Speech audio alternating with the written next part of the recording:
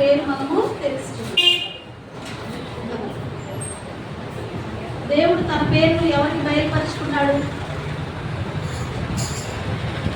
దేవుడు తన పేరును ఎవరికి బయలుపరుచుకున్నాడు అంటే ఎవరు చెప్పాడు చెప్పండి? కొన్ని వారం చెప్పాడు కదా, మోషేతో చెప్పాడు కదా. ఏమని చెప్పాడు? నేను ఉన్నవాడును అనువాడునై ఉన్నాను అంటాడు. యెహోవాను పేరుకు అర్థం ఏంటి? ఉన్నవాడు అనువాడు. ఉన్నవాడు అనే మాటకి మనం ఆలోచన చేస్తే ఎప్పుడు ఉండేవాడు, ఎప్పుడు నివసించేవాడు. అయితే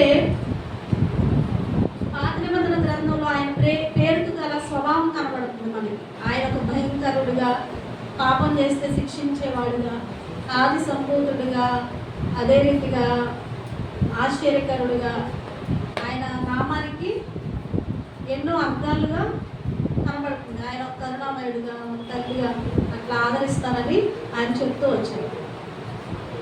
ఆది సంభూతుడుగా, శక్తి కలిగిన వాడని ఇలా ఇంకా ఎన్నో మాటలు యెహోవా దేవుడి గురించి రాయడం. అయితే కొత్త నిబంధనకు వచ్చేసరికి యెహోవా దేవుడు అన్న మాట మనకి ఎక్కడ కూడా కనపడదు. మీరు వెతికినా సరే కనపడదు. ఎందుకు కనపడలేదు? ఆలోచన వచ్చింది కదా. పాత నిబంధన అంతా యెహోవా దేవుడు అని అంటున్నాడు కదా. కొత్త నిబంధనకు వచ్చేసరికి ఒక్కసారి కూడా యెహోవా అన్న మాట మెన్షన్ చేయదు. ఎందుకని? పాత నిబంధనలో అక్కడ మోషే అడిగిన ద్వారా ఆయన చెప్తాడు యెహోవా దేవుడు. కొత్త నిబంధనకు వచ్చేసరికి యేసుక్రీస్తు వారు వస్తారు. యేసుక్రీస్తు వారు వచ్చిన తర్వాత ఆయన అంటాడు, ఆయన పేరు కాదు మీకు ముఖ్యం, ఆయనతో మీకున్న రిలేషన్ ముఖ్యం, బంధం ముఖ్యం. ఆయన ఒక తండ్రి అని ప్రచురపరుస్తారు, తెలియజేస్తారు. ఆయన తండ్రి అన్న నామమే ఉంటుంది కానీ యెహోవా అన్న నామం కొత్త నిబంధనలకు వచ్చేసరికి ఉండదు. పాత నిబంధనలు అందరూ యెహోవా నామాన్ని వినియోగించుకుంటారు, గ్రంథంలో అంతా ఉంటుంది. కొత్త నిబంధనకు వచ్చేసరికి యేసుక్రీస్తు పరిచయం చేస్తాడు. ఏమని? నేను పరలోకం నుండి వచ్చాను, ఆయన తండ్రిగా ఉన్నాడు, మీకు కూడా ఆయన తండ్రిగా ఉంటాడు. ఆయన నామం మారిపోయింది, తండ్రి అన్న మాట వచ్చేసింది. అసలు దేవుడు ఎవరు అని మనం ఆలోచన చేస్తే మనకి ఇట్లా బోర్డు ఉంది కదా.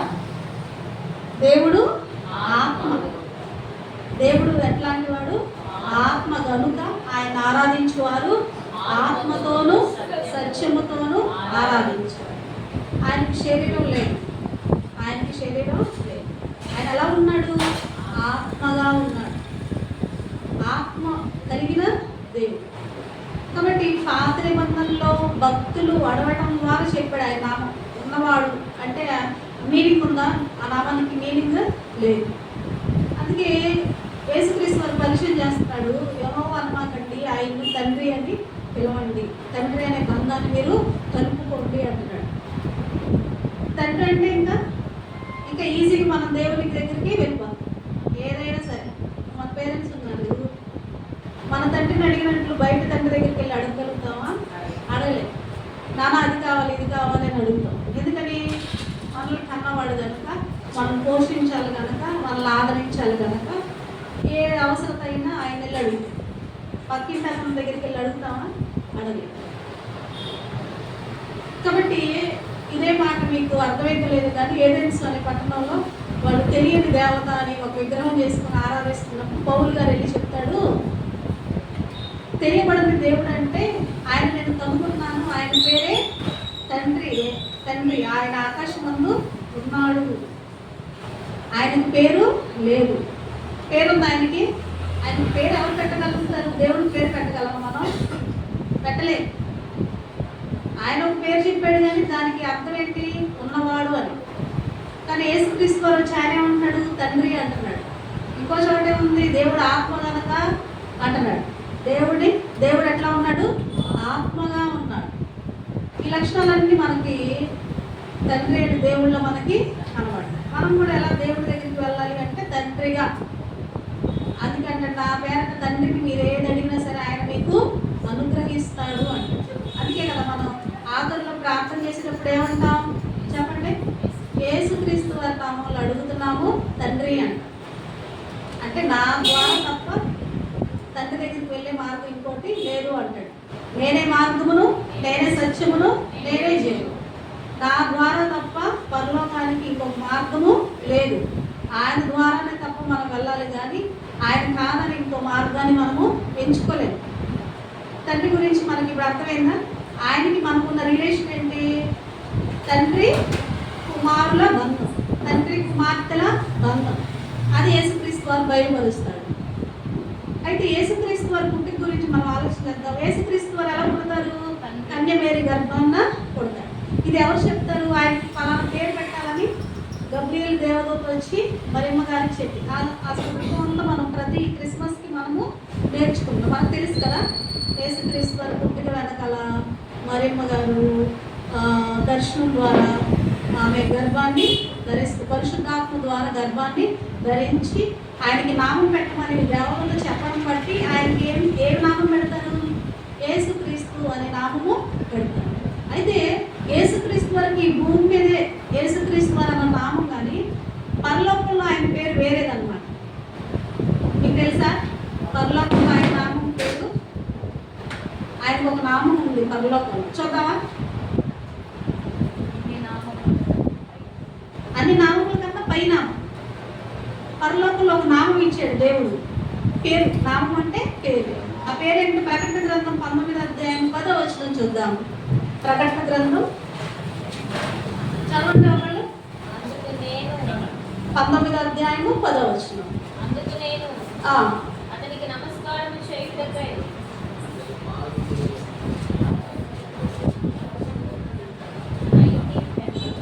చదవమ్మా.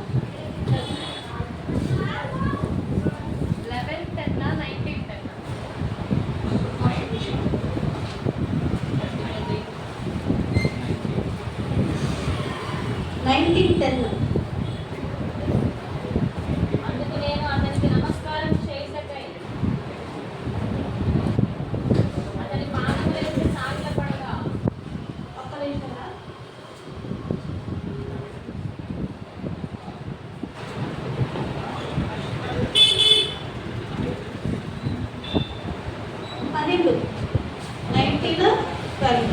మరియు గొప్పవారేమి కొద్దివారేమి మృతులైన వారందరూ ఆ సింహాసనం ఎదుట నిలవబడి ఉండుట చూచి తిని, అప్పుడు గ్రంథములు విప్పబడెను, మరియు జీవ గ్రంథములు వేరొక గ్రంథము విప్పబడెను. ఆ గ్రంథముల యందు వ్రాయబడి ఉన్న వాటిని బట్టి తమ క్రియల చొప్పున మృతులు తీర్పు పొందిరి.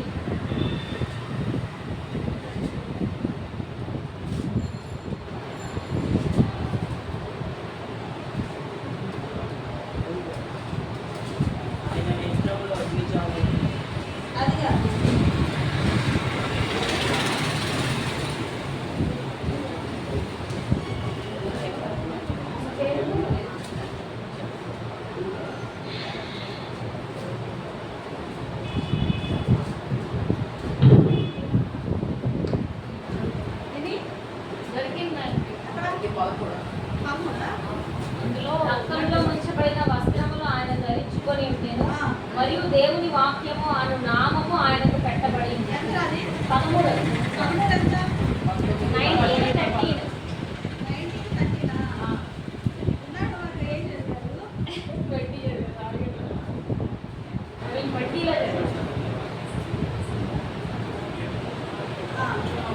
రక్తంలో ముంచబడిన వస్త్రము ఆయన ధరించుకొని ఉండెను, మరియు దేవుని వాక్యము అను నామము ఆయనకు పెట్టబడింది. దేవుని వాక్యము అను నామము ఆయనకు పెట్టబడి ఉన్నది. ఆయన నామం పేరు చెప్పండి. వాక్యము. ఆయన నామం పేరు వాక్యము. యోహాను సువార్త తీయండి ఒకసారి. పరలోకంలో యేసుక్రీస్తు వారి పేరేంటి? పరలోకంలో యేసుక్రీస్తు వారి పేరు వాక్యం. యోహాను సువార్త 1వ అధ్యాయం 14వ వచనంలో ఉంటుంది. ఆ వాక్యము శరీరధారి అయి తండ్రి వలన కలిగిన అద్వితీయ కుమారుని అనుభవలే మనము ఆయన మహిమలో కనుగొంటిమి. ఆ వాక్యము శరీరాన్ని ధరించుకొని ఎక్కడికి వచ్చింది? భూలోకం మీదకి వచ్చింది. యేసుక్రీస్తు వారి నామం పరలోకంలో ఏ నామం చెప్పండి? 1:14 మొదటి అధ్యాయం 1వ వచనంలో కూడా ఆది యందు వాక్యం ఉండెను. వాక్యము ఆయన ఆది యందు దేవుని యొద్ద ఉండెను. దేవుని యొద్ద ఉండెను. ఈ వాక్యం ఎక్కడుందంట? దేవుని యందు, దేవుని దగ్గర ఉండెను. ఆది యందు వాక్యం. ఈ వాక్యం ఎక్కడ పుట్టింది? ఆదిలోనే పుట్టింది. ఆది యందు వాక్యం ఉంది. ఆ వాక్యం దేవుడి దగ్గర ఉంది. ఆ వాక్యమే దేవుడై ఉండెను. ఆయన ఆది యందు దేవుని యొద్ద ఉండెను. సమస్తమును ఆయన మూలముగా కలిగెను. కలిగి ఉన్నదేది ఆయన లేకుండా కలగలేదు. ఆదిలోనే ఉన్నాడు యేసుక్రీస్తు వారు. మనం అనుకుంటాం 2000 సంవత్సరాల క్రితం ఈ లోకానికి వచ్చాడు యేసుక్రీస్తు వారు అనుకుంటాం కదా. ఇప్పుడు చాలా మంది ఏమంటున్నారు? దేవుడు మీ దేవుడు చాలా లేట్గా ఉన్నాడు, మా దేవుడు ఇంకా ఫాస్ట్గా ముందే పుట్టాడు అంటున్నారా లేదా? అంటున్నారు. కానీ మన దేవుడు ఎప్పుడు పుట్టాడంట? ఆదిలోనే ఆయన ఉన్నాడు. ప్రారంభంలోనే కలిగి ఉన్నది ఏది ఆయన లేకుండా కలగలేదు అన్నాడు. అంటే ఈ సృష్టిని చేసేటప్పుడు ఆయన లేకుండా ఏ పని కూడా జరగలేదు. ఆయన ఉండి చేశాడు. తండ్రితో పాటు యేసుక్రీస్తు వారు ఉండి ఈ సృష్టి అంతట్లో భాగంగా ఉన్నాడు, చేశాడు. ఆ మాట చూద్దామా ఒకసారి? ఆదికాండం 1వ అధ్యాయం 26వ వచనం. ఆదికాండము 1వ అధ్యాయము 26వ వచనం.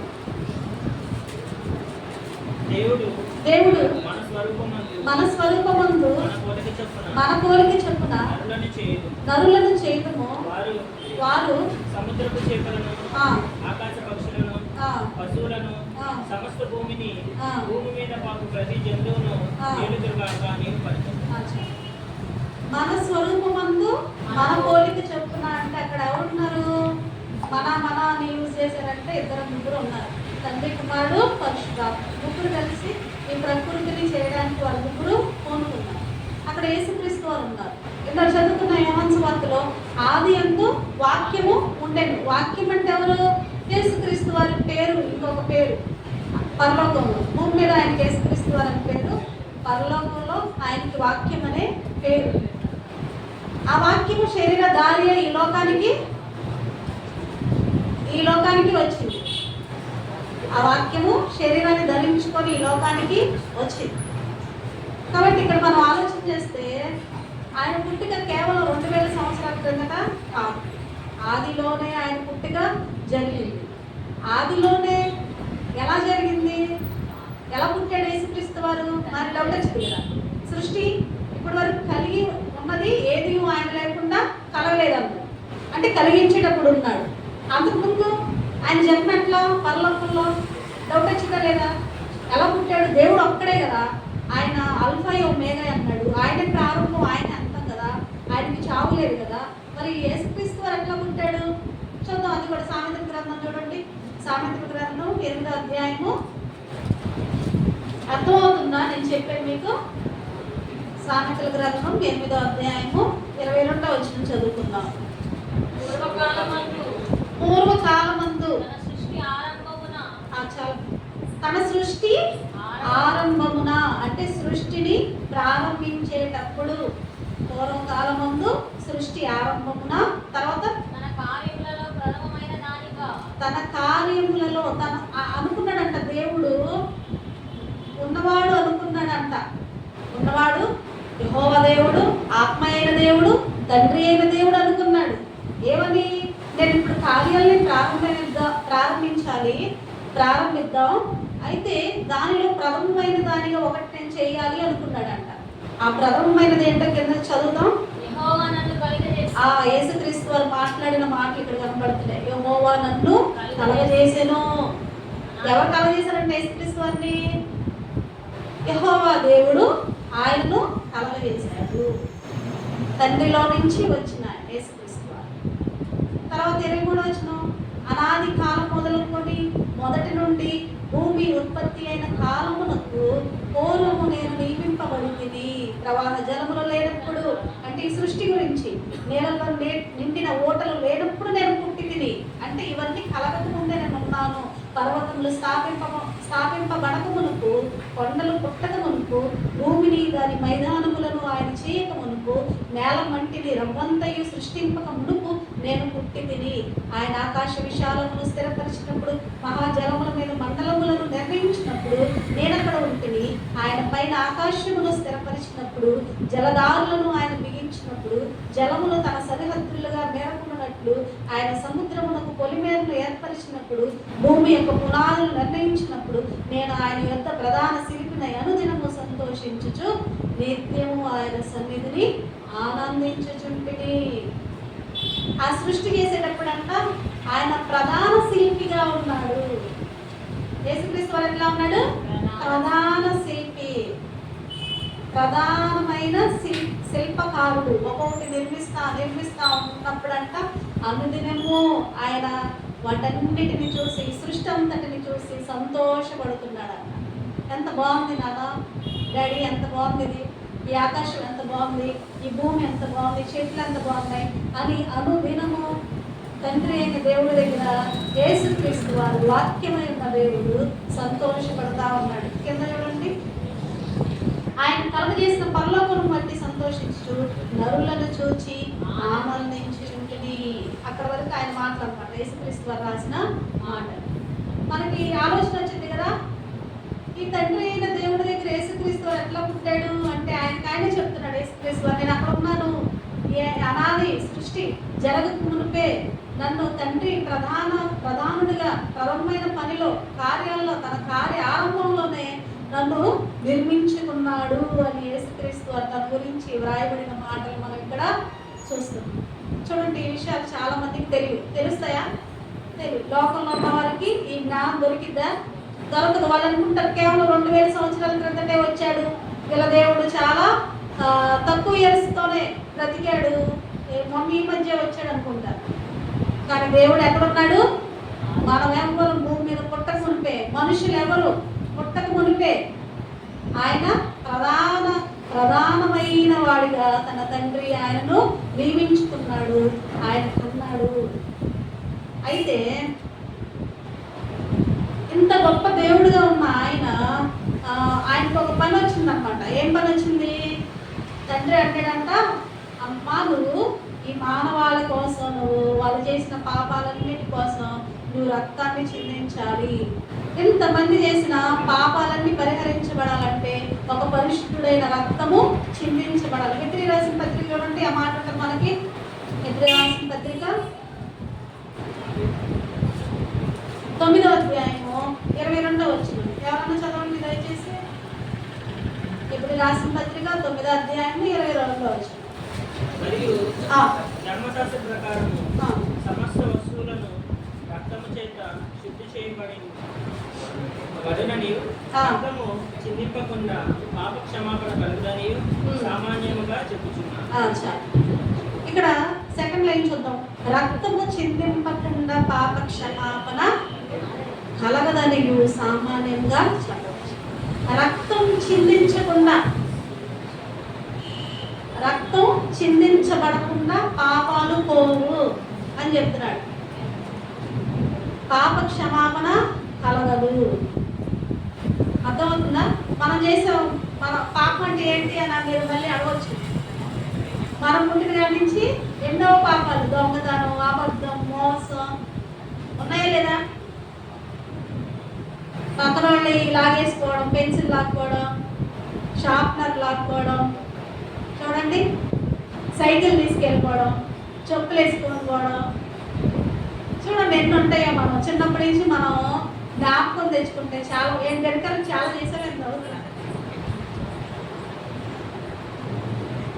మనవన్నీ మనం ఆలోచన చేసుకుంటే ఇప్పుడు నవ్వొస్తూ ఉంటుంది, కానీ అవన్నీ పాపం అన్నమాట. అవన్నీ ఏంటిది? పాపం. ఈ పాపం పోవాలంటే ఒకళ్ళు నీతిమంతుడైన వారు చనిపోవాలి. మనం చనిపోతే ప్రయోజనం లేదు. ఆ చనిపోయేవాడు ఎవరై ఉండాలి? పరిశుద్ధుడై ఉండాలి. ఆ పరిశుద్ధంగా బ్రతికింది భూమి మీద, భూమి పుట్టింది కానీ ఇప్పటి వరకు అంటాడు నీతిమంతుడు ఒక్కడును లేడు. ఒక్కడు కూడా నీతిగా బ్రతకలేదు. అందరూ పాపం చేసి ఏకంగా పనికిమాలిన వారైంది అంటాడు బైబిల్. నీతిమంతుడు ఒక్కడును లేడు, దేవుడు వెతుకువారు ఒక్కడును లేడు. నేడు అందరూ పాపం చేసి దేవుడు అనుగ్రహించిన మహిమను పొందుకోలేకపోతున్నారు అంటే. కాబట్టి ఈ పాపం పోవాలంటే తండ్రి అయిన దేవుడు తన కుమారుడు చెప్పినాడంట, అయ్యా నాయన నీకు పని వచ్చింది ఏంటంటే నువ్వు భూమి మీదకి వెళ్ళాల్సిన సమయం వస్తుంది. యెషయా గ్రంథం చూడండి, యెషయా గ్రంథం 6వ అధ్యాయంలో యెషయాతో దేవుడు మాట్లాడతాడు. యెషయా అనే ఒక పెద్ద ప్రవక్త అన్నమాట. ఆయనతో దేవుడు మాట్లాడుతూ అంటాడు, 8వ వచనం, అప్పుడు నేను ఎవరిని పంపెదను, మా నిమిత్తము ఎవడు పోవునని ప్రభువు సెలవేగా వింటిని, నేను చిత్తగించుము నేనున్నాను నన్ను పంపుమనగా ఆయన నీవు పోయి. చాలు. ఇక్కడ యెషయా భక్తుడు అంటున్నాడు, దేవుడు బాధపడితే ప్రజలందరూ పాడైపోయారు, వారికి వార్త ఎట్లా చెప్పాలి, వారు దోషాలు చేశారు అని అంటే యెషయా భక్తుడు అంటున్నాడు, నేనున్నాను నన్ను పంపుమని దేవుడితో అంటున్నాడు. అట్లా యేసుక్రీస్తు వారు కూడా అన్నాడంట. ఈ సందర్భం సువార్తలో మనకు కనబడుతుంది. ఆయన చిత్తము నెరవేర్చడానికి, ఆయన ఇష్టము నెరవేర్చడానికి తండ్రి నేను వచ్చాను అంటాడు. నీ పని చేయడానికి నేను ఈ భూమి మీదకి వచ్చాను అంటాడు యేసుక్రీస్తు వారు. నేనున్నానయ్యా నన్ను పంపించు అని కుమారుడు అడిగినప్పుడు యేసుక్రీస్తు వారిని తండ్రి భూమి మీదకి పంపిస్తాడు. ఎలా వచ్చాడు మనందరికీ తెలుసు. ఆయన పుట్టుక ఈ లోక సంబంధమైన పుట్టుక మీ అందరికి తెలుసు కాబట్టి నేను దాన్ని ఎక్కువగా ప్రస్తావించట్లేదు. ఎందుకంటే ప్రతి సంవత్సరం మనం జ్ఞాపకం చేసుకుంటాం. ఆ దేవదూతల్లో కానీ, ఆ గొర్రెల కాపర్లు కానీ, ఆ యొక్క సందర్భాన్ని అంతా, ఆ పొత్తి గుడ్డలతో చుట్టబడడం, ఆయన ఎలా పుట్టాడు, బెత్లెహేములో ఎలా పుట్టాడు, అదంతా మనకి తెలిసిన విషయం. అదంతా నేను ప్రస్తావించట్లేదు, మీకు అర్థమవుతుందని నేను ఆలోచన చేస్తాను. అయితే పరలోకంలో ఆయన అంటున్నాడు, నేను ఉన్నానయ్యా నన్ను పంపించు అంటాడు. ఒక దగ్గర శిష్యులు తన తండ్రితో 12 సంవత్సరాలలో ఆయన మందిరంలో తప్పిపోతాడు. మీ అందరికీ తెలిసిన విషయంగా మందిరంలో ఆయన తప్పిపోయి 3 రోజులు గడిచిపోయింది. వాళ్ళ తల్లిదండ్రులు ఆయన్ని చూసుకోకుండా వెళ్ళిపోతారు. తర్వాత ఎత్తుకుంటూ వచ్చినప్పుడు ఆయన అక్కడ ఉన్న పరిచయులతో పెద్దలతో ఏం చేస్తూ ఉంటాడు, వాక్యం గురించి తర్కిస్తూ ఉంటాడు. అప్పుడు తల్లిదండ్రులు వచ్చి, నువ్వేంటమ్మా మాతో పాటు రాలేదంటే, నా తండ్రి పనుల మీద ఉన్నానని మీరు ఎరగరా, ఇందు నిమిత్తమే కదా నేను వచ్చానండి. శిష్యులు అడిగినప్పుడు సువార్త ప్రకటించాల్సిన సందర్భం వచ్చినప్పుడు, ప్రభా నువ్వు రెస్ట్ లేకుండా ఎందుకు రాత్రి పగలనగా తిరుగుతా ఉన్నావు, కాస్త రెస్ట్ తీసుకో అంటే ఆయన అంటాడు, ఇందు నిమిత్తమే కదా నేను భూమి మీదకి పంపబడ్డాను అంటాడు. దేవుని పని చేయడానికి ఆయన ఈ లోకానికి వచ్చాడు. హెబ్రీ రాసిన పత్రిక చూడండి, ఆయన చెప్పిన మాట మనకు కనబడుతుంది. హెబ్రీ రాసిన పత్రిక 10వ అధ్యాయం 5వ వచనం చదువుకుందాం. కాబట్టి ఆయన ఈ లోకానికి అంటే ప్రవేశించడం లేదా, యేసుక్రీస్తు వారు ప్రవేశించడం అంటే ఏంటి, ఆల్రెడీ ఆయన ఉన్నాడా లేడా? ఇప్పుడు ఎవరన్నా మన గేట్లో ఇచ్చి లోపలికి వస్తున్నారు అనుకోండి, వాళ్ళు ఉన్నారా లేకపోతే అప్పుడే పుట్టి లోపలికి వస్తున్నారా? ఉంది, నడవగలిగిన వారుగా ఉన్నారు కాబట్టి లోపలికి వస్తున్నారు. కాబట్టి ఇక్కడ అంటున్నాడు, ఈ లోకంలోనికి ఆయన అనగానే యేసుక్రీస్తు వారు అనమాట 15లో. కాబట్టి ఆయన ఈ లోకం ముందు ప్రవేశించుచున్నప్పుడు ఇలాగ చెప్పుచున్నాడు. యేసుక్రీస్తు వారి మాటలో ఇక్కడ మనకు కనబడుతుంది. అందరు బైబిల్ చూడండి, పండు బైబిల్కి. బలియు అర్పణయు నువ్వు కోరలేదు కానీ నాకు ఒక శరీరమును అమర్చితివి, పూర్ణ హోమములను పాప పరిహార్థ బలులను నీకు ఇష్టమైనవి కావు. అప్పుడు నేను గ్రంథపు చుట్టలో నన్ను గూర్చి వ్రాయబడిన ప్రకారము దేవాని చిత్తము నెరవేర్చుటకు ఇదిగో నేను వచ్చి ఉన్నానండి. ఇక్కడ అంటున్నాడు, నేను గ్రంథపు చుట్టలో నన్ను గూర్చి వ్రాయబడిన ప్రకారము దేవా నీ చిత్తము నెరవేర్చుటకు ఇదిగో నేను వచ్చి ఉన్నాను. దేవుడి చిత్తం ఏంటి? యేసుక్రీస్తు వారి పట్ల ఈ భూమి మీదకి వెళ్ళాలి, మానవాళి పాపముల నిమిత్తం నువ్వు బలి అయిపోవాలి. అది దేవుని చిత్తం.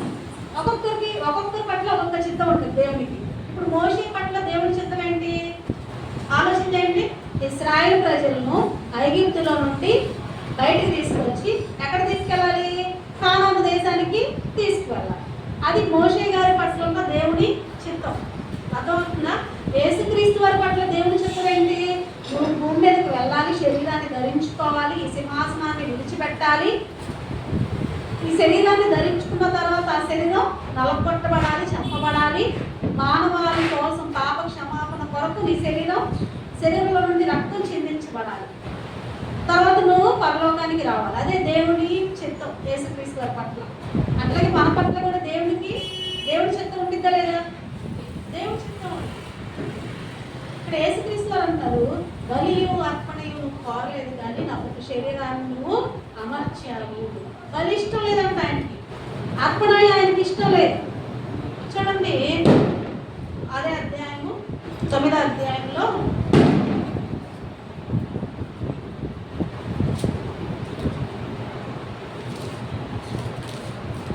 7వ వచనం చూద్దాం. చూడండి, సంవత్సరమునకు ఒకసారి మాత్రమే ప్రధాన యాజకుడు అక్కడే రక్తము చేత పట్టుకొని 2వ గుడారంలోనికి ప్రవేశించును. ఆ రక్తము తన కొరకును ప్రజల అజ్ఞాన కృతముల కొరకును అతడు అర్పించును. అంటున్నాడు, సంవత్సరానికి ఒకసారి యాజకుడు అనేవాడు లోపలికి వెళ్తాడంట, 2వ గుడారం వరకే వెళ్తాడు. అక్కడ తను చేసిన పాపముల నిమిత్తము రక్తం చిందించాలి. అట్లాగే అక్కడ మనుషులందరి చేసిన పాపముల నిమిత్తం అక్కడ రక్తాన్ని బలిని అంటే ఒక గొర్రెను కానీ మేకను కానీ దహించి ఆ రక్తాన్ని బలిపీఠం మీద ప్రోక్షించాలి. సంవత్సరానికి ఒక్కసారి మాత్రమే. కిందకు వచ్చేసరి తర్వాత చూడండి 12వ వచనంలో అంటాడు, మేకల యొక్క కోడెల యొక్క రక్తముతో కాక. చూడండి ఒకసారి మేకల యొక్క ఎప్పటి వరకు బలులు ఎట్లా జరిగినాయి?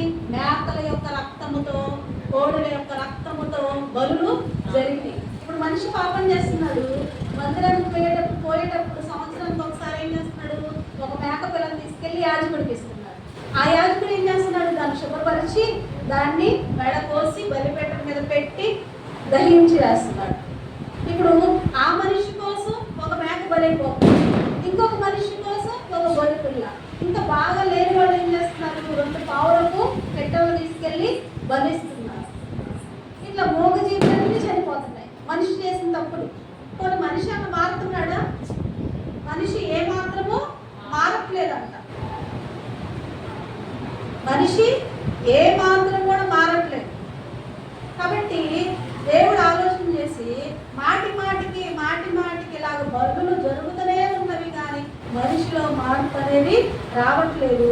ఒక్క రక్తం వల్ల సమూల నిర్మూలన ఉన్నట్టు సమూల పాప నివారణ అయిపోవాలి అని. ఇంకా చూడండి, చూడటం 12వ వచనంలో, మేకల యొక్కయు కోడెల యొక్క రక్తముతో కాక తన స్వరక్తముతో ఒక్కసారి పరిశుద్ధ స్థలంలో ప్రవేశించిన యాలయంగా మేకల యొక్క ఎడ్ల యొక్క రక్తమును మైలుపడిన వారి మీద ఆవుల కూడా బూడిద చెల్లుటయు శరీర శుద్ధి కలుగుటకు వారిని శుద్ధపరిచిన వరించడం ఆత్మకు వారు తాను దేవుని నిర్దోషంగా అర్పించుకుని క్రీస్తు యొక్క రక్తము నిర్జీవతులను విడిచి జీవముల దేవుని సేవించుటకు ఈ మనస్సాక్షిని ఎంతో ఎక్కువగా శుద్ధి చేయును. యేసుక్రీస్తు వారి రక్తము ద్వారా ఒక్కసారి పరిశుద్ధ స్థలంలోనికి మనమందరం ఏం చేస్తున్నాము? ప్రవేశం. అప్పటి వరకు మనకు ప్రవేశము లేదు. యేసుక్రీస్తు వారు రావడానికి గల కారణం మనకు అర్థమైందా? యేసుక్రీస్తు వారు ఎందుకు వచ్చారు? మానవాళి పాపాలన్నిటినీ ఒక్కసారి నిర్మూలించబడాలి. అంతకుముందు పుట్టిన వారి పాపాలు, ఆయన ఉన్న వారి కాలంలో పుట్టిన వారి పాపాలు, పుట్టబోయే వారి పాపాలు. ఆయన ఉన్న కాలంలో మనం ఉన్నామా? లేదు కదా. అయినా సరే మనం ప్రార్థన చేస్తున్నాం, ప్రభా నా పాపాలన్నీ కడిగేయాలి రక్తంలో అనగానే దేవుడు కడుగుతున్నాడా లేదా? కడుగుతున్నాడు, పరిశుద్ధపరుస్తున్నాడు, బోధపరుస్తున్నాడు. ఇంక మళ్ళీ తిరిగి పాపంలోకి వెళ్లకుండా సహాయము చేస్తున్నాడు. మాటికి గొర్రెల రక్తం, కోడెల రక్తం, మేకల రక్తం వల్ల మనిషి పరిశుద్ధపరచబడ్డాడు. ఎవరి రక్తం వల్ల పరిశుద్ధపరచబడతాడంట? యేసుక్రీస్తు వారి రక్తం వల్లే పరిశుద్ధపరచబడతాడు. ఎందుకని? ఆయనలో ఏ పాపమో లేదు. చూడండి, అదే హెబ్రీ రాసిన పత్రిక 7వ అధ్యాయము 26వ వచనం, పవిత్రుడును నిర్దోషియు నిష్కల్మషుడును పాపులలో చేరగా ఆకాశ మండలము కంటే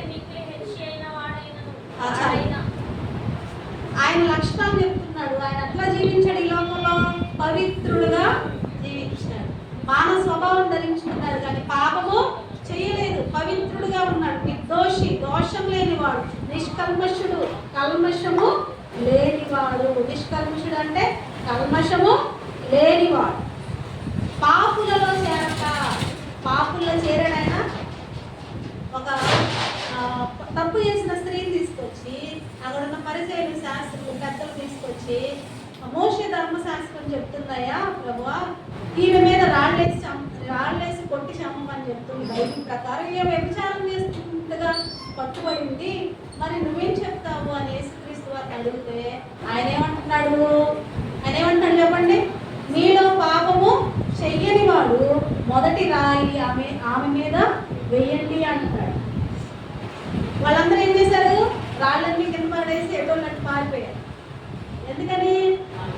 పాపం చేశారు. ఆయనలో పాపం ఉందా? ఒక చోట అంటాడు, నాలో పాపం ఉందని మీరు స్థాపించగలరా, నిరూపిస్తారా? ఛాలెంజ్ విసురుతారు. నేను ఎక్కడ తప్పు చేశా, ఎక్కడ పాపం చేశా నిరూపించండి. న్యాయమైన పోరాటం ఆయన చేశారు. ఆయనలో ఇప్పటి వరకు కూడా ఒక్క పాపం కూడా ఏ మనిషి కూడా కనుగొనరు. ఆరోగ్యమూర్తి గారు మీకు తెలుసు కదా, ఆయన అనుకున్నాడంట, ఏంటి దేవుడు ఆయనలో పాపం ఉండిద్దేమో నేను చదివి బయట పెడతాను అనుకుంటాడు. చదువుదామని బైబిల్ ఓపెన్ చేస్తే అయ్యో నా పాపాలే ఆయన బయటేసాడు రా ఆయన అడిగినరా అనుకుంటున్నాడు. ఆయన గొప్ప సాక్షిగా మరి జీవితకాలం నుంచి సువార్తను ప్రకటించడం లేదా? 85 సంవత్సరం ముందు దాదాపు 70వ సంవత్సరంలో 80వ సంవత్సరంలో ఆయన రేడియో ప్రసంగికుడు అనమాట. ఆయన మాట కోసం జనాలు పరుగులు తీసుకుంటా వెళ్ళి వినేవారు. బ్రాహ్మణుడు అయినా సరే రక్షణ పొందుకొని పాపాలు చదువుదామని ఓపెన్ చేసిన ఆయన పాపం బయటపడిపోయినాడు. తప్పక యేసుక్రీస్తు వారిని నమ్ముకోవాల్సి వచ్చింది. నమ్ముకొని ఇంకా చనిపోయేంత వరకు కూడా బైబిల్ని దేవుడిని ఆయన విడిచిపెట్టలేదు. అంత గొప్ప దేవుడు, పాపమే లేనివాడు. బైబిల్ ఘోషిస్తుంది ఏమని? ఆయనలో పాపమో లేదు, పవిత్రుడు, పరిశుద్ధుడు, నిష్కల్మషుడు, కల్మషం కూడా లేనివాడు. అట్టివాడు రక్తం చిందిస్తేనే ఈ లోకంలో ఉన్న వారందరి పాప క్షమాపణ కలుగుతుంది అంటున్నాడు. రక్తం చిందింపకుండా పాప క్షమాపణ కలగదు. అది నీతిమంతుడైన వాని రక్తము ద్వారానే. కాబట్టి మనకు అర్థమయ్యే విషయం ఏంటంటే ఆయన ఆదిలోనే ఉన్నాడు పరలోకంలో. అవునా? ఆదిలోనే ఉన్నాడు. ఆయన పేరేంటి పరలోకంలో? వాక్యం. ఆయన పేరేంటి? వాక్యం. ఆ వాక్యమైన దేవుడు శరీరాన్ని ధరించుకొని ఈ లోకానికి వచ్చాడు. ఎందుకని? తండ్రి చిత్తాన్ని నెరవేర్చుట కొరకు. కాబట్టి ఆయన చూసి మనం ఏం నేర్చుకోవాలి? మనల్ని చనిపోమని దేవుడు అడగట్లేదు. పలానా వాళ్ళ కోసం నువ్వు చనిపో, పలానా వాళ్ళ కోసం నువ్వు చనిపో అనట్లేదు. ఏమంటున్నాడు? నా చిత్తం అనేది ఉంది, దాన్ని మీరు కనుగొండి, దాని ప్రకారంగా మీరు జీవించండి. ఒక్కొక్కరికి ఒక్కొక్క పని ఇస్తాడు దేవుడు. ఒకరికి వాక్యం చెప్పే పని ఇస్తాడు, ఒకరికి పాటలు పాడే పని, ఒకరికి ప్రార్థించే పని, ఒకరికి వాయిద్యాలు వాయించే పని, ఒకరికి బయట సువార్త ప్రకటించే పని, ఒకరికి క్లీనింగ్ చేసే పని, ఒకరికి వడ్డించే పని, పలహార పంచే పని. ఇట్లా రకరకాల పనులు ఉంటాయి. సంఘం అనే దాంట్లో రకరకాల పనులు. ఏ పని చేయడం మనం ఆలోచన చేసుకొని ఆ పనిలో మనం ఏం చేయాలి? నమ్మకంగా పని చేయాలి. నాకు ఏ పని లేదు దేవుడు అంటానికి లేదు. ఏ పని లేకపోతే నువ్వు పుట్టవు. పని ఉంటేనే ఆయన పుట్టించేది. పని ఉంటేనే కదా మనిషిని పుట్టించేది. పని లేకపోతే ఆయన పుట్టించడం అన్నమాట. నీ మీద ఆయన ప్రణాళిక ఉంది, ఆయన చిత్తం ఉంది, నువ్వేదో పని చేయాలి. అదే పని నువ్వు ఎక్కడ కనిపెట్టాలి? ప్రారంభంలో కనిపెట్టాలి. నీకు ఎవరో చెప్పరు. ఎవరి గురించి వాళ్ళు అన్వేషించుకోవడానికి సమయం సరిపోయింది. నాకేమి ఇచ్చాడు దేవుడు పని అని మనమే ఆలోచన చేసుకుంటాం. ఎదురు వాళ్ళకి మనం చెప్పలేము. అది ఒకసారి కరెక్ట్ అయింది, ఒకసారి రాంగ్ అయింది. వేరే వాళ్ళ గురించి మనం తెలియదు. ఎక్కడ కనిపెట్టగలం? మనం ప్రార్థనలో కనిపెట్ట. ప్రభువా ఈ భూమి మీదకి నన్ను పంపించావు, అయితే నా కొరకు ఏ పని సిద్ధపరిచావు? ఆ పని నాకు బయలుపరిచావు అని ఏం చేయాలి? ప్రార్థన చేయాలి. ఈ పని చేస్తేనే మనకి పరలోకం.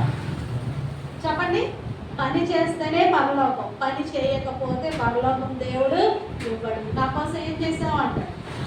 ఇప్పుడు యేసుక్రీస్తు వారు చనిపోయిన తర్వాత ఆయన పరలోకం వెళ్ళిపోయాడు కదా. ఆయన అన్ని నామముల కన్నా పై నామంగా కుమారుని హెచ్చించడం లేదా? అన్ని నామములు. ఈ లోకంలో ఎంత ఎంత గొప్ప గొప్ప పేర్లు ఉన్నారో, గొప్ప గొప్ప వ్యక్తులు ఉన్నారో, గొప్ప గొప్ప మనుషులు ఉన్నారో, వాళ్ళందరి నామం అంటే యేసుక్రీస్తు వారి నామాన్ని ఎందుకు హెచ్చించాడు? తండ్రి చెప్పిన పనిని ఆయన చేయట బట్టి. మనం కూడా ఆయన చెప్పిన పనిని మనం చేస్తే మనకు కూడా దేవుడు ఏమిస్తాడు? జీతాన్ని ఇస్తాడు. అర్థమైందా? తండ్రి అయిన దేవుడు ఎవరో మీకు అర్థమైందా? తండ్రి అయిన దేవుడు ఎవరో తెలుసుకున్నారు. యేసుక్రీస్తు వారిని కూడా మీరు తెలుసుకున్నారు. ఆయన వాక్యము నిత్యము మనం చదవాలి. బైబిల్ గ్రంథమే ఆయన వాక్యం. మరి చదువుతున్న వాక్యం, దేవుడు వాక్యాన్ని ఇచ్చేసాడు. తన ఏకైక కుమారుని ఇచ్చాడంట. అబ్రహాముని అడిగాడు ఒకసారి. అబ్రహాముని ఏమడిగాడు? నీకు ఒక్కగానొక్క కుమారుడిని మోరియా పర్వతం మీద నాకు బలిస్తావా అబ్రహామా? ఎందుకు అడిగాడో చెప్పండి. 100వ సంవత్సరంలో ముసలితనంలో పుట్టిన పసి బిడ్డను చూసుకొని అబ్రహాం ఇంకా దేవుడిని మర్చిపోయాడు. ఇంకా ఆనందపడతా ఉంటాడు. అబ్బా నాకు అందమైన బిడ్డ పుట్టాడు, నాకు అందమైన బిడ్డ పుట్టాడు. దేవుడితో ఇంకా సంభాషణ లేదు. ఆ బిడ్డను చూసి మురిసిపోతున్నాడంట, సంతోషపడుతున్నాడు. అబ్బా ఎన్నేళ్ళకి పుట్టాడు, ఎన్నేళ్ళకి వెయిట్ చూశాను అని సంతోషపడుతుంటే దేవుడు ఒక టెస్ట్ పెట్టామని, బిడ్డని నాకు బలిస్తావా అంటాడు. సరే ప్రభు, నీకంటే గొప్పదేవి లేదు అని ఇష్టమైన కుమారుని కూడా తీసుకొచ్చి ఏం చేస్తాడు? బలిపీఠం మీద పండుకోబడతాడు. దేవుడు ఏమంటాడు? వద్దు అబ్రహామా, ఆ బిడ్డను నువ్వేమీ చేయకు. ఇష్టపడలేదు. అబ్రహాం కుమారుని ఇవ్వడానికి దేవుడు ఇష్టపడలేదు. అబ్రహాము ఇవ్వాలనుకున్నాడు, కానీ దేవుడికి నచ్చలేదు. కోరింది ఆయన తిరిగి మళ్ళీ వెనక తీసుకున్నాడు. కానీ తన ఏకైక కుమారుణ్ణి ఇచ్చేసాడు అనమాట. ఎవరి కోసం ఇచ్చాడు? మానవాళ్ళ కొరకు ఇచ్చేసాడు. ఎంత గొప్ప దేవుడు కదా! ఎవరు ఇస్తారు తన బిడ్డని? మీరు ఇస్తారా? ఎవరన్నా స్వీట్ నువ్వు ఇస్తావా దేవునికి? బలివ్వడానికి ఇస్తావా? చనిపోవడానికి? అట్లా ఉండాలి. మంచి తీర్మానం మనము చేయగలిగిన వారు.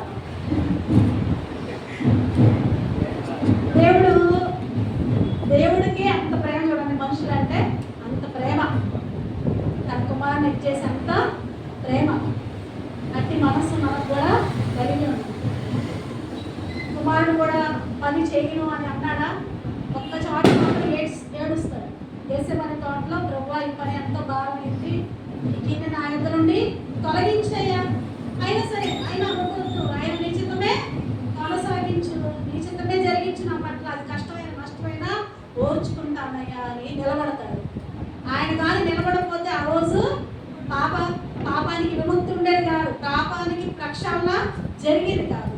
ఆయన నిలబడ్డాడు కనుక దేవదూతలు వచ్చి ఆయన బలపరిచింది. అందుకే 7 మాటలు ఒక మాట ఏమంటాడు? నా దేవా నా చెయ్యేందుకు విడిచితివి.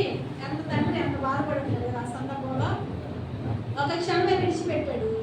తర్వాత మళ్ళీ తన కుమారుడు తన దగ్గరికి తన కుడి పార్శ్వం మీద ఆశీర్వదైనాడండి. ఇప్పుడు ఎక్కడున్నాడు యేసుక్రీస్తు వారు? పరలోకంలో తండ్రి కుడి పార్శ్వం మీద ఆశీర్వదై పక్కన రైట్ ప్లేస్లో కూర్చున్నాడు అన్నమాట. చూడండి, దేవుడి చిత్తం అంటే అంత గొప్పది. ఆ చిత్తం కోసం మనం ఏం చేయాలి? ప్రాకులాడాలి, ప్రయాసపడాలి, కష్టపడాలి. కష్టమో నష్టమో మనం బ్రతికున్న వరకే పని. చనిపోయిన తర్వాత ఉపాయమైన తెలివైన ఏది ఉండదంట. జ్ఞానం ఉండదు. అగ్నిగుండంలో కాలిపోతూ ఉంటారు కదా, వాళ్ళకి బయటికి రావాలని తెలియదు. జ్ఞానాన్ని తీసేస్తాడు, ఉపాయాన్ని తీసేస్తాడు. అలా అగ్నిలో కాలిపోతున్నాం నిత్యము అగ్నిగుండంలో యాతన పడాలి. ఆ అగ్నిగుండానికి వెళ్తామా? నిత్యము జీవించే దేవుడైన తండ్రి దగ్గరికి మనం వెళ్తామా? తండ్రి దగ్గరికి మనం వెళ్ళాలి. తండ్రి దగ్గరికి వెళ్ళాలంటే దేవుడు మనకి ఇచ్చిన ఈ లోకంలో, ఈ జీవితంలో దేవుడి పనిని మనం చేసి ముగించాలి. ఏం చేయాలి? దేవుడి పనిని చేసి ముగించాలి. ఎంత కష్టమైనా మనం చేయడానికి ఇష్టపడాలి. దేవుడి పనికి మనం ఆటంకం చేయకూడదు. అర్థమవుతుందా? దేవుడి పనిని మనం పాడు చేయకూడదు. మన మనస్తత్వాల వల్ల, మనలో ఉన్న చెడు గుణాల వల్ల, మనలో ఉన్న బలహీనతల వల్ల దేవుడి పనిని మనం ఆటంకపడిస్తే దేవుడు మనల్ని భూమి మీద ఉంచాడు. అర్థమవుతుందా? దేవుడి పనిని మనం పాడు చేయకూడదు. వీలైతే మనం దూరంగా ఉండాలి, మనకి ఇష్టం లేకపోతే. అంతేగాని పాడు చేసామనుకోండి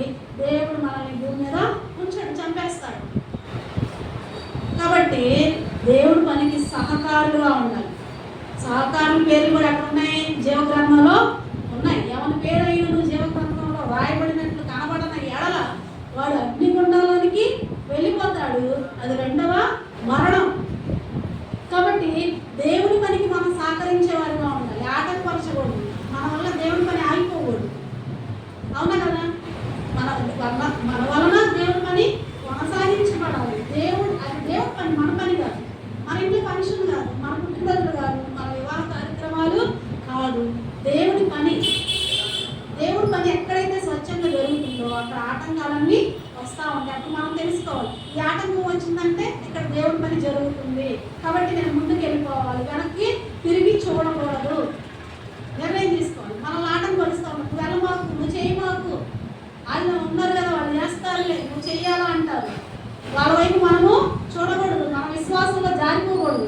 మనం చేసేది దేవుడి పని. ఇంట్లో ఒకరోజు చేయకపోతే రేపు చేసుకోవచ్చు, పని నష్టమే లేదు. దేవుడి పని మనం చేయలేదనుకోండి, ఆ పనిని దేవుడు మనల్ని తీసేసి ఆ పనిని వేరే వాళ్ళకి ఇస్తాడా లేదా? ఇస్కరేతు యోధ ఉరి మోసుకొని చచ్చిపోయాడు. అప్పుడు ఆ పని ఎవరికి వెళ్ళిపోయింది?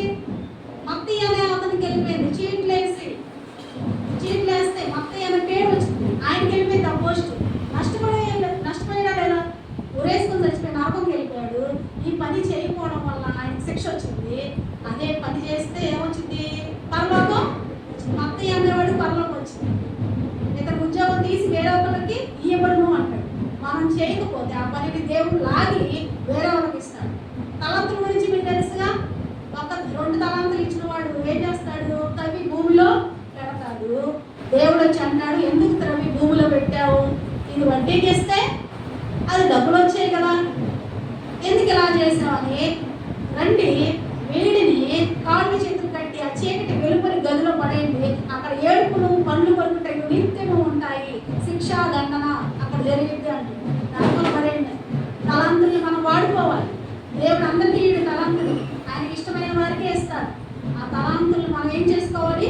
వాడుకుంటా ఉండాలి. దేవుడి పనులు ముందుకు వెళ్ళిపోతూ ఉండాలి, ఆటంకపరచకూడదు. పనిని కొనసాగిస్తూ ఉండాలి. ఎంత కష్టమైనా నష్టమైనా ముందుకు వెళ్ళిపోతాం. ఇది నా దేవుడి పని, నా తండ్రి పని, భూమి మీదకి నేను వచ్చాను. యేసుక్రీస్తు అన్నట్లు మనం కూడా ఇది తండ్రి పని అని మనం ఎంచుకొని ఆ పనిలో మనము వారి భాగస్థలంగా ఉండాలి. ఆ పనిలో నేను ఉన్నానా లేదా అని చూసుకోవాలి. లేకపోతే బాధపడాలి. నేను ఉన్నానా? దేవుడు నన్ను చూస్తున్నాడా? మనిషి చూడకపోయినా పర్వాలేదు, ఎవరు చూడాలి? దేవుడు చూడాలి. పని దేవుడు మనకిచ్చాడు. ఆ పనిని మనం ముగిస్తేనే పరలోకం వెళ్తాం. కానీ పని మధ్యలో వదిలిపెట్టనే కళ్ళు వస్తుందాం, ప్రార్థన చేసుకుందాం.